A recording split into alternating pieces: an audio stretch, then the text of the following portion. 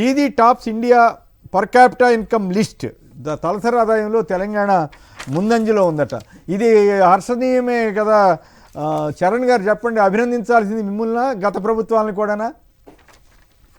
Sir ఇప్పుడు తెలంగాణ అనేది ఈ రోజు కాదు, తెలంగాణ రాష్ట్రంలో సమైక్య రాష్ట్రంలో కావచ్చు, తెలంగాణ ఏర్పడతారు గ్రోత్ అనేది పెరుగుతున్న తెలంగాణ రాష్ట్రంలో వాస్తవంగా తెలంగాణ గ్రోత్ ఇంకా ఎక్కడనే ఉండాల్సిన పరిస్థితి ఉండే. ఎందుకంటే తెలంగాణ అడ్డగోలుగా అప్పులు చేసి ఆ అప్పులను కరెక్ట్ వేలో ఉపయోగించుకోవడం మూలంగా తెలంగాణకు తీవ్ర అన్యాయం జరిగినమాట వాస్తవం. ఖచ్చితంగా గ్రోత్ అనేది ప్రతి సంవత్సరం పెరుగుతున్నాం. ఎందుకంటే ఒకసారి గ్రోత్ పెరుగుడు స్టార్ట్ అయితే తలసరి ఆదాయం నెంబర్ 1 గా ఉండటం అనేది అభినందనీయమే కదా అని. అభినందనమే సార్, అభినందన ఒప్పుకోవాల్సింది. ఎవరైనా కూడా ఖచ్చితంగా ఇంకా ఎక్కడో ఉండాల్సిన తెలంగాణ ఎక్కడో ఆగిపోయిందనే ఒక బాధ. ఎందుకంటే మేము 11వ రోజు నుంచి ఆర్బీఐ మీద ఆధారపడి ఓడీలు తీసుకొచ్చి తెలంగాణ రాష్ట్రాన్ని మీరు కూడా అప్పులు బాగానే చేస్తున్నారు కదా. మొన్న టైమ్స్ ఆఫ్ ఇండియాలో ఒక కథనం వచ్చింది, Telangana Andhra Pradesh top the list అంటే ఏది మొత్తం డెట్లు రుణాలు తీసుకోవడంలో చాలా ప్రమాదకరమైన దశకి వెళ్తున్నారంట. అది జాగ్రత్త పడండి. తలసరి ఆదాయం బాగానే ఉంది కానీ రుణాల విషయంలో మళ్ళీ మీకు చాలా ప్రాబ్లమాటిక్గా అయ్యే అవకాశం ఉంది. కొమ్మినేని గారు ఇప్పుడు ఇవన్నీ అబద్ధాలు, ఇంకా ఇవే అప్పులు చేసిరని మాట్లాడుతూ ఉన్నారు. కేంద్ర ప్రభుత్వం ఆర్థిక శాఖ మంత్రి పార్లమెంట్లో 3,40,000 కోట్లు మాత్రమే అప్పులు చేసింది, ఇది 10 సంవత్సరాల బీఆర్ఎస్ ప్రభుత్వం అని చెప్పేసి ఆర్థిక శాఖ చెప్పింది సార్. ఆర్బీఐ గవర్నర్ గారు చెప్పిండ్రు. అన్ని సంస్థలు, ఆర్థిక సంస్థలు అన్ని 3,40,000 కోట్లు అప్పులు చేసినాయని చెప్తా ఉన్నారు. 2 సంవత్సరాలు కూడా కాలేదు, 2 సంవత్సరాలు అయిపోయింది. రేవంత్ రెడ్డి ప్రభుత్వం వచ్చి దాదాపు 2,90,000 కోట్ల రూపాయలు అప్పులు చేసి ఈ రోజు రాష్ట్రంలో ఇలా చిప్పకూడు పెడతా ఉంది కాంగ్రెస్ ప్రభుత్వం. సార్ 2013-14లో 1,12,162 రూపాయలు తలసరి ఆదాయం ఉంటే 2022-23 వచ్చే వరకు 3,12,399 రూపాయలు తలసరి ఆదాయం తీసుకొచ్చింది కేసీఆర్ గారు ప్రభుత్వంలో, కేసీఆర్ గారు హయాంలో.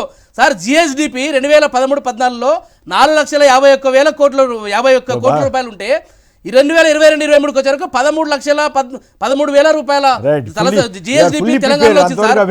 పేదరికము 2013-14లో 21.92% ఉంటే 2022-23 వచ్చారు 5.8% పేదరికం దిగజార్చింది సార్. అది కేసీఆర్ గారి పాలన, అది కేసీఆర్ బెంచ్ మార్క్ పాలన.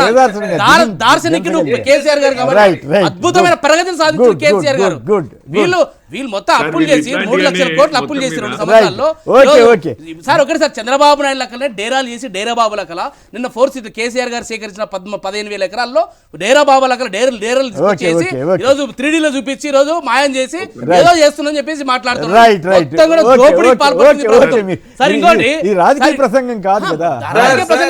వీళ్ళు చేస్తున్నది ఎంతో దుబారా ఖర్చు. రైట్, కిషోర్ గారు చెప్పండి, దీని మీద కూడా మాట్లాడతారా లేదా?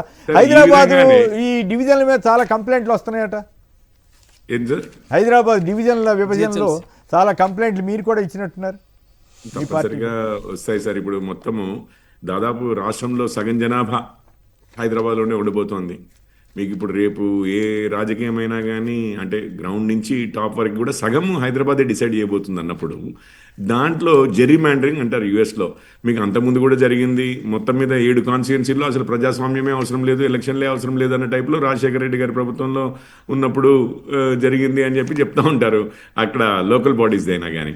సో మీకు ఎక్కడ ఎవరు మనకేసే వాళ్ళు ఉన్నారు, వాళ్ళందరికీ లేకపోతే మనకు అనుబంధ సంస్థలైన వారికి వేసే వాళ్ళు ఉన్నారు. రాజకీయాలను ఏ విధంగా ఏ విధంగా డివైడ్ చేసి చేస్తే ఇప్పుడు బీజేపీ అనుకోండి, మేము ప్రత్యర్థులం చేయబట్టి అట్లాంటి వాళ్ళకి పైకి రానియకుండా ఉంచవచ్చు అనేది ఇది రాజకీయం సార్. ఇక తప్పనిసరిగా కంప్లైంట్స్ ఉంటాయి. ఒక్క విషయం అయితే, ఇంతకుముందు వీరిద్దరు ఇది తెలంగాణ తలసరి మీరు మొదట స్టోరీ ఓపెన్ చేస్తూ ఒక మాట చెప్పినట్టున్నారు సార్. ఈ లెక్కలు చూసేనేమో కేంద్రంలో నుంచి పన్నుల్లో వాటా తగ్గిపోయింది అని చెప్పి. అది ఏపీ అయినా కానీ సేమ్ ఉంటుంది కదా సార్. ఇప్పుడు అది అత్యంత ధనిక రాష్ట్రము అని చెప్పి పాండమిక్ వచ్చిన 15 రోజులకి ఉద్యోగస్తులకు శాలరీలు ఇవ్వలేకపోయాము. పిల్లలు ప్రతి చోట ఈ రోజు చెప్తున్నారు, హరీష్ రావు గారు ఏదో ఇంతకుముందు వీడియో చూపించారు, ఏది పిల్లలు ఫాలింగ్ అని చెప్పి. అక్కడ బాసరా దీని దగ్గర నుంచి IIIT దగ్గర నుంచి మీకు ప్రతిరోజు ఒక స్టోరీ వచ్చేది కదా సార్. బీఆర్ఎస్ హయాంలో కూడా పిల్లలు చనిపోయారు కదా, హాస్పిటల్లో ఫుడ్ పాయిజనింగ్ తో చనిపోయిన వాళ్ళు ఉన్నారు, అస్వస్థతకు గురైన వాళ్ళు ఉన్నారు. అంటే పిల్లలకి ఇచ్చేసేది లేదు, యూనివర్సిటీల్లో 2/3 ఉద్యోగాలు ఖాళీగా ఉండే. అది బీఆర్ఎస్ పుణ్యమే కదా. మరి రిచెస్ట్ స్టేట్ అని ఒక సైడ్ చెప్తూనే ఉంటారు. ఇది వాస్తవ పరిస్థితి, అప్పుల్లో హైయెస్ట్. సో కొంచెము ఏం మాట్లాడే దార్శనికులు కేసీఆర్ గారు అని చెప్పి మాట్లాడతారు వీరు. మళ్ళీ చూస్తేనేమో ఏ చిన్న విషయంలో అక్కడ కాళేశ్వరం దగ్గర నుంచి మొదలుపెట్టి ఆర్థిక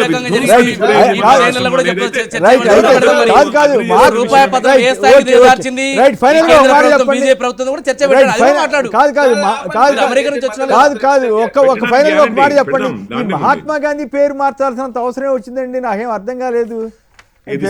నెహ్రూ గాంధీ అని పెట్టుకున్నారు కాబట్టి తీసేస్తున్నారా ఏంటి? ఏంటి సార్, దేని గురించి సార్? ఇదే ఉపాధి హామీ పథకం 40% ఏదైనా అఫీషియల్ గా వచ్చిందా సార్ మనకి?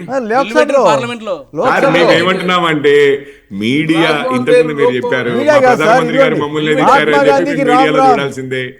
మీ పత్రికే రాసింది, మీకు మద్దతు ఇచ్చే పత్రికే రాసింది. ఎవరి పత్రిక? మాకు అట్లాంటి పత్రికలు ఏమీ లేవు. ఇందులో కూడా మళ్ళీ మమ్మల్ని ఫుట్బాలే. మీ పత్రిక ఇది మీ పత్రిక. చరణ్ గారు చెప్పండి. మాకున్నది ఏమీ లేదు. ఇక్కడ గ్యారెంటీ మా పరిస్థితి అట్లా.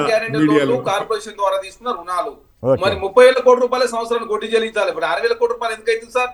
కాబట్టి ప్రతిదాన్ని బీఆర్ఎస్ పార్టీ ఏంటంటే 1,80,000 కోట్ల రూపాయలు ఇరిగేషన్ బ్యాన్ మీద ఖర్చు పెట్టి ఒక ఎకరా కూడా భారతలేదు. పాలమూరు రంగారెడ్డి కావచ్చు, సమ్మక్క కాబట్టి తెలంగాణను అప్పు చేసి పప్పుకూడదు, తెలంగాణ ఆవేం చేసిన మాట వాస్తవం. ఆ అప్పు వడ్డీకి చెల్లించడం కోసం రాష్ట్ర ప్రభుత్వం అప్పు చేస్తా ఉన్నాం. మేము అప్పుల వడ్డీ చెల్లించడం కోసం అప్పు చేస్తున్నాం సార్. అయితే మీకు ల్యాండ్స్ మంచి వరంగా మారుతున్నట్టున్నాయి. ల్యాండ్స్ అయితే వరంగా మారుతున్నాయి. తాజాగా Telangana government to reclaim 20,000 crore IDPL land plans to move HC అంటే హైకోర్టుకు వెళ్ళి 20,000 కోట్ల ఆస్తిని వెనక్కి తీసుకోవాలని ప్రయత్నం చేస్తుందట. అలాగే మూసీదశ మొదటి పనుల ప్రారంభోత్సవానికి ఉగాదికి ముహూర్తం పెడుతున్నారట. ఇంటి నుంచే యూరియా బుకింగ్ అట. అయితే మళ్ళీ మంత్రివర్గంలో కూడా మార్పులు చేర్పులు జరుగుతాయని PCC ప్రెసిడెంట్ గారు చెప్పారు. దీని మీద మరి ఏం జరుగుతుందో తర్వాత చూద్దాం.